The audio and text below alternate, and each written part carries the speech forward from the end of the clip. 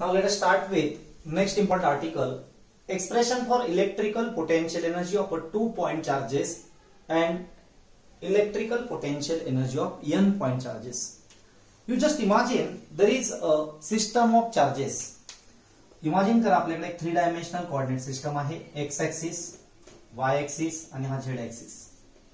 म्हणजे ही रूमच आहे समजा या रूम मध्ये. आपण हा झाला X axis, हा Y axis आणि हा Z axis. असे जर ही एक सिस्टम आपण इथे बघितली आणि या सिस्टम मध्ये जर काही चार्जेस असतील, आपण आता दोनच चार्जेस घेऊ बघा. सपोज या सिस्टम मध्ये पहिला चार्ज आहे की पण हा A पॉइंट घेऊ. याचं जे डिस्टन्स आहे फ्रॉम दी ओरिजिन, आता ही जी ओरिजिन आहे याचे कोऑर्डिनेट्स आपल्याला माहिती आहे 0, 0, 0. या ओरिजिन पासून r1 डिस्टन्स वर हा जर पहिला पॉइंट असेल बघा. आता या ठिकाणी जेव्हा आपण फर्स्ट चार्ज आणणार आहे तर या सिस्टमची एनर्जी किती होईल? आता सिस्टम मध्ये एनर्जीच नाही कारण चार्जेस नाही, लक्षात घ्या. If charge is brought then there will be electrical energy. आता तो चार्ज कसा आणायचा तर इमॅजिन करा हा चार्ज आपल्याला इन्फिनिटी पासून इथपर्यंत आणायचा आहे सिस्टम मध्ये. म्हणजेच या सिस्टमच्या बाहेर चार्ज आहे तो या सिस्टम मध्ये आणण्यासाठी आता इथे जर पहिला चार्जेस नाही, इलेक्ट्रिक फील्ड नाहीये, कुणीच अपोज करणार नाही. म्हणजे to bring first charge at that point suppose Q1 no work is done, work done केलंच जाणार नाहीये. आणि जर वर्क डन नसेलच तर मला वाटतं यस काय म्हणता येईल आपल्याला, no work is done to bring this charge in this system. म्हणजे potential energy of single point charge is always 0. म्हणजे एकच जर पॉइंट चार्ज या सिस्टम मध्ये असेल तर वर्क डन नाही, म्हणजेच electrostatic potential energy of a single point charge W1 is always equal to 0. Equation first, very very important. बोला का 0 झालं? कारण आपल्याला हा चार्ज या सिस्टम मध्ये आणण्यासाठी बाहेरून कोणतेही वर्क डन करावं लागलं नाही. आणि वर्क डन नाही म्हणजे त्या सिस्टम मध्ये एनर्जी स्टोअरच झाली नाही. म्हणजे एकच जर चार्ज असेल या सिस्टम मध्ये तर potential energy of that system of single point charge is always 0. आता बघा हा चार्ज एकदा का सिस्टम मध्ये आला, आता या पॉइंटचा विचार करा तुम्ही. या पॉइंटला जर बघितलं आपण यस तर हा चार्ज आहे, आता हा पॉझिटिव्ह आपण असं म्हणू. आता मी एक अजून पॉइंट घेतो, suppose be another point yes. आता या पॉइंटचं डिस्टन्स या पहिल्या चार्ज पासून आपण म्हणू आहे R12. ओके, R सफिक्स 12 म्हणजे पहिला पॉइंट आणि दुसरा पॉइंट यांच्यातला डिस्टन्स आहे. R2 is the distance of second point from the origin. पण हे R12 आहे म्हणजे या दोन चार्ज मधलं, दोन पॉइंट मधलं जे डिस्टन्स आहे इट इज R12. आता बघा या पॉइंटला या चार्जचं काहीतरी पोटेन्शियल असेल तर आपण म्हणू V1 आहे. ते किती असणार potential? V1 is equal to formula होता पोटेन्शियल आपल्याला 1/4πε0k charge divide by distance. आता चार्ज किती आहे? हा Q1 आहे बघा. आणि त्या पॉइंटला यस डिस्टन्स किती झालं? हे R12, distance between this 2 point. आता मला सांगा दुसरा पॉइंट चार्ज जर मला या सिस्टम मध्ये आणायचा असेल या बी पॉइंटला, बघा लक्ष द्या थोडं. If we want to bring another charge suppose Q2 inside this system from infinity, आता तो सहज येणार आहे का? कारण इथे आता ऑलरेडी हा चार्ज आहे, त्याची इथे इलेक्ट्रिक फील्ड आहे, त्याचं हे पोटेन्शियल V1 आहे, हे त्याला विरोध करणार आहे. Are you getting my point? सुरुवातीला कोणीच नव्हतं म्हणून पहिलं वर्क डन 0 झालं. पण आता दुसरा चार्ज या सिस्टम मध्ये आणण्यासाठी या चार्जचं तिथे असणारं जे पोटेन्शियल आहे ते त्याला विरोध करणार आहे. आणि म्हणून यस सेकंड चार्ज आणण्यासाठी जे वर्क डन लागेल W2 यस, म्हणजे दुसरं जे वर्क डन लागणार आहे यस त्या पॉइंटला. तर वर्क डनचा फॉर्म्युला काय असतो आपल्याला? बोला, work done is always equal to electrostatic potential energy. म्हणजे दुसरा चार्ज आणण्यासाठी आपण त्याला म्हणू U2 एनर्जी आहे. U2 is equal to W2 is equal to second charge आणण्यासाठी किती लागणार? तर फॉर्म्युला आपल्याकडे बघा, electrostatic potential energy at that point is equal to potential at that point. कुणाचं पोटेन्शियल? पहिल्या चार्जचं म्हणजे V1 multiplied by that charge जो तिथं तुम्हाला आणायचा आहे, तो आता आपल्याला Q2 चार्ज आणायचा आहे. म्हणजे मी जेव्हा इथे Q2 चार्ज आणेल तर त्याला जे वर्क डन लागणार आहे या सिस्टम मध्ये आणण्यासाठी ते वर्क डन आहे पोटेन्शियल मल्टिप्लाइड बाय चार्ज. आता पोटेन्शियल बघा, आता V1 ऑलरेडी इथे इक्वेशन 2 ने दिलेला आहे आणि जो चार्ज आणायचा तो Q2 आहे. म्हणजेच U2 एनर्जी काय झाली? Second electrostatic potential energy. म्हणजे दुसरा चार्ज जेव्हा आपण सिस्टम मध्ये आणू तेव्हा एनर्जी येणार yes U2 is equal to, बोला पटपट, 1/4πε0k यस काय Q1 Q2 divided by R12.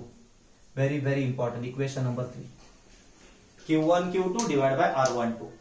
आता टोटल एनर्जी जर काढायचं झालं आता तर फक्त दोघांची ऍडिशन करायची आणि दोघांची ऍडिशन काय येणार? U1 प्लस U2 म्हणजे 0 प्लस दिस व्हॅल्यू, म्हणजेच फॉर्म्युला आला 1/4πε0k yes Q1 Q2 divided by R12. Very important. हे फक्त काय झाले 2 पॉइंट चार्ज सिस्टमसाठी.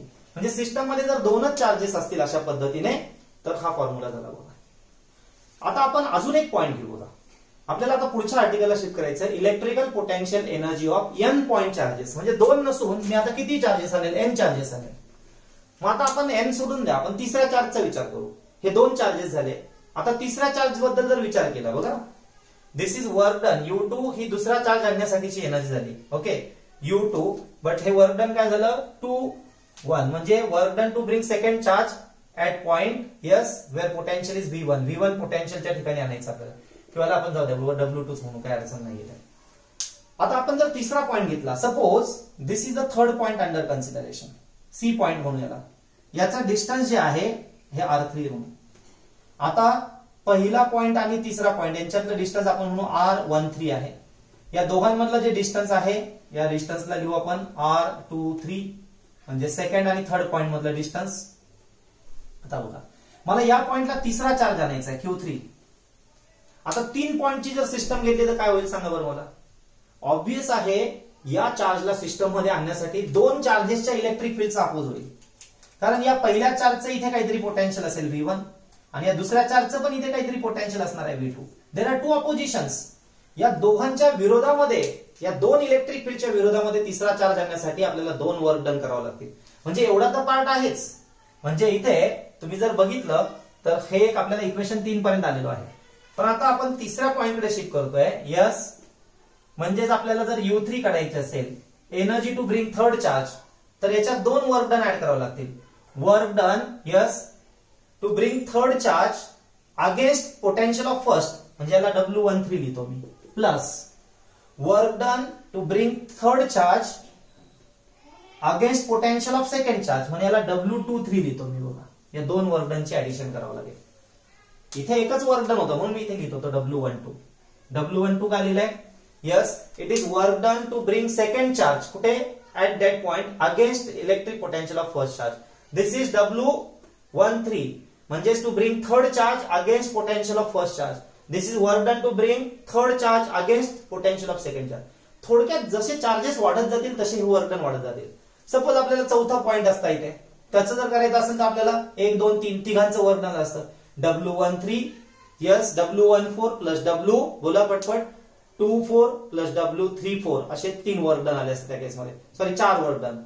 तर ह्या अशा पद्धतीने जसजसे चार्जेस वाढत जातील तसं वर्क डन वाढत जाईल.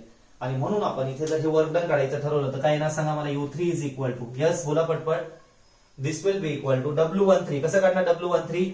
V1 multiplied by Q3. तसं हे पण काय येणार V2 मल्टिप्लाइड बाय Q3. आणि मग याला जर आपण सिम्प्लिफाय केलं, यस काय येईल बोला.